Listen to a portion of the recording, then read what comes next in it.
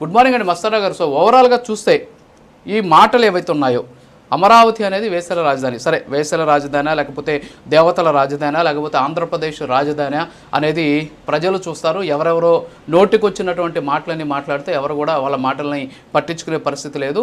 Already దాని మీద తీవ్ర స్థాయిలో వ్యతిరేకత వ్యక్తమవుతుంది. అసలు ఇప్పుడు ఈ programmatic mapping and population size అనేటటువంటి సంస్థ ఏదైతే ఉందో దీనికి ఉన్నటువంటి ప్రామాణికత ఏంటి?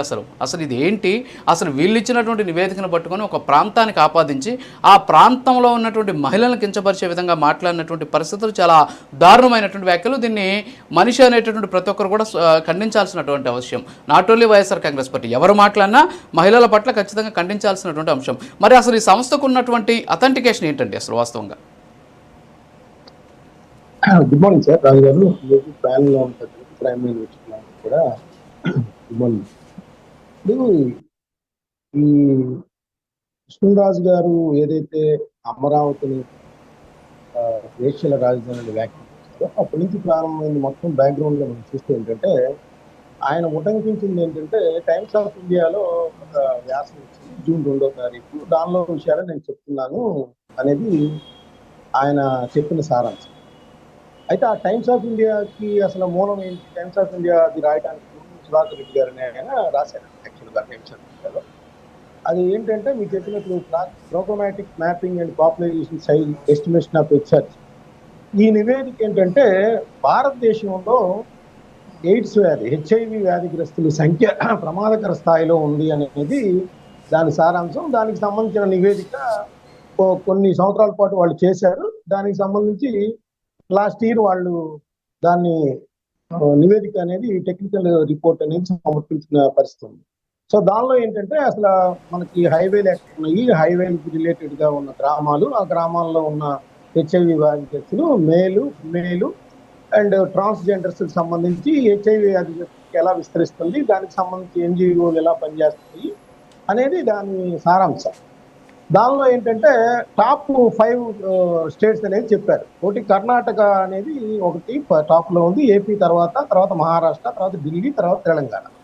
సో ఈ 5 రాష్ట్రాల టాప్ లోనే ఫిమేల్ సెక్స్ వర్క్ సంబంధించి కర్ణాటకలో 15.4% ఉంటే మొత్తం మీద ఏపీలో 12% ఉన్నారనేది దానికి సారాంశం. అదేవిధంగా హాట్స్పాట్స్ విషయానికి వస్తే మన రాష్ట్రంలో వచ్చేసేసి నంద్యాలలో హాట్స్పాట్స్ ఎక్కువగా ఉన్నాయి, 393. అదేవిధంగా కర్నూలులో 332 ఉన్నాయి. ఆ తర్వాత చూసుకుంటే కృష్ణాలో వచ్చేసేసి ఆ తర్వాత స్థానం ఉంది. ఆ తర్వాత ఇంకొద్ది 2-3 స్థానాలు అయిన తర్వాత గుంటూరు ఉంది. ఇప్పుడు ఆయన ఏమంటాడంటే ఈ హాట్స్పాట్స్ కానీ ఈ ఫిమేల్ సెక్స్ వర్కర్స్ కానీ దీనికి సంబంధించి చూస్తే కృష్ణా గుంటూరు ఉమ్మడి జిల్లాల పరిధిలో ఉంది కాబట్టి, ఆ జిల్లాలో అమరావతి ఉంది కాబట్టి, అమరావతి అనేది ఆ నివేదికలో ఎక్కడా కూడా పేర్కొనలేదు. ఈవెన్ హిందూస్థాన్ టైమ్స్ లో కానీ అదే టైమ్స్ ఆఫ్ ఇండియాలో, హిందూస్థాన్ టైమ్స్ కూడా రాసింది అది, టైమ్స్ ఆఫ్ ఇండియాలో కానీ అసలు వాళ్ళు ఇచ్చిన నివేదికలో కూడా అమరావతి అనేది ఎక్కడా కూడా మెన్షన్ చేయలేదు. దానిలో ఎటువంటి అనుమానం లేదు. అది ఆ టెక్నికల్ రిపోర్ట్ చూసినా లేదంటే వాళ్ళు రాసిన టైమ్స్ ఆఫ్ ఇండియా ఉమ్మడి జిల్లాల వారీగా ఇచ్చారు. పక్కన మనం చూడొచ్చు అన్ని కూడా ఉమ్మడి జిల్లాల వారీగా ఇచ్చారు. అలాగే మీరు చెప్పినట్టు హాట్ స్పాట్స్ కూడా స్పష్టంగా చెప్పినటువంటి పరిస్థితి. ఇంకోటి కూడా యాక్చువల్ గా ఏంటంటే కృష్ణా జిల్లాలో 15,437 మంది ఫిమేల్ సెక్స్ వర్కర్స్, గుంటూరు జిల్లాలో 9,350 మంది ఫిమేల్ సెక్స్ వర్కర్స్ ఉన్నారు. టోటల్ గా దేశవ్యాప్తంగా చూసినప్పుడే ఆ సంఖ్య అనేది చెప్పుకోదగ్గ స్థాయిలో ఉందనేది అక్కడ మెన్షన్ చేశారు. కానీ ఇక్కడ కంటే వేరే చాలా జిల్లాల్లో, దేశంలో చాలా జిల్లాల్లో కూడా అలాంటి పరిస్థితి, ఈవెన్ తెలంగాణలో కూడా ఉంటే అది కూడా ఆ నివేదికలో పొందుపరిచిన అంశం. ఇక్కడ విషయం ఏంటంటే ఆ చర్చ జరిగిన తాలూకులో అక్కడ అసందర్భంగా, అంటే నేనైతే గ్రహించింది ఏంటంటే అక్కడ అమరావతి దేవతల రాజధాని అని చంద్రబాబు నాయుడు గారు ప్రమోట్ చేస్తున్నారు అని చెబుతూ దాన్ని పోలిక ఎక్కడైతే పెట్టారో అది దేవతల రాజధాని కాదు, అది వేశ్యల రాజధాని, వేశ్యలు ఎక్కువగా ఉంటారు అనే అర్థం వచ్చేటట్టు లింక్ పెట్టాడు ఆయన. అసలు చంద్రబాబు నాయుడు అన్నదానికి దీనికి సంబంధమే లేదు. చంద్రబాబు నాయుడు గారు అమరావతి అనేది రాజధానిగా పెట్టినప్పుడు ఒక మంచి సదుద్దేశంతో, అది మన పురాణ ఇతిహాసాల్లో కూడా చెప్పే విధంగా అమరావతి ఆల్రెడీ మనకు ఉంది. అక్కడ బౌద్ధం పరడు వెళ్ళిన పరిస్థితి ఉంది. ఆ ఏరియా కృష్ణా నది జీవనది పారుతూ ఉంటది.